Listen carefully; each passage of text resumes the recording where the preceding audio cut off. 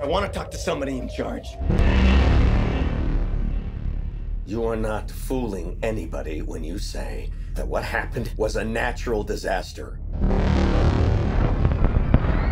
You're lying. It was not an earthquake. It wasn't a typhoon. Because what's really happening is that you're hiding something out there.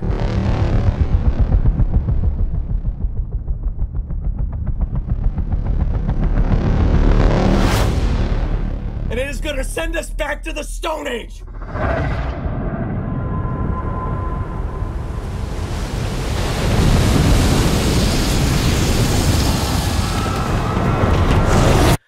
God help us all.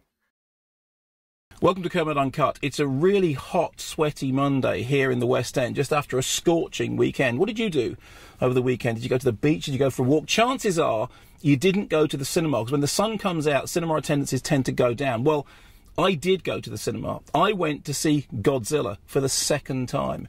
I reviewed the film on the Radio 5 live show I do with Simon Mayo, and I generally liked it. Some reservations, but I'm generally pretty positive.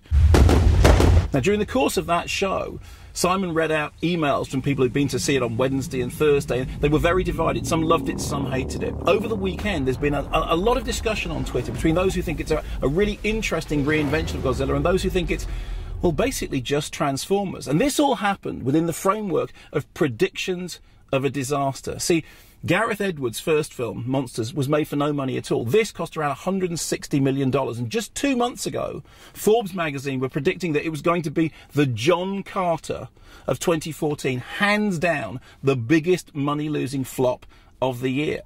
Well, guess what happened? Over the course of that extended opening weekend, worldwide, Godzilla took round about $200 million. That means they are now going ahead with a sequel against all expectations. The film has become a hit.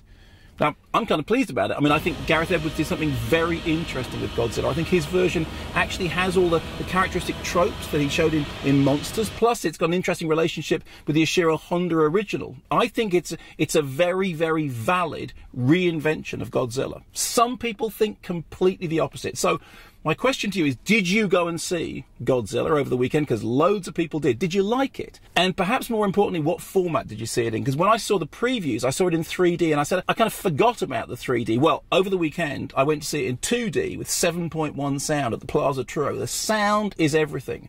Frankly, I preferred it in 2D, and frankly, I'm quite happy about there being a sequel.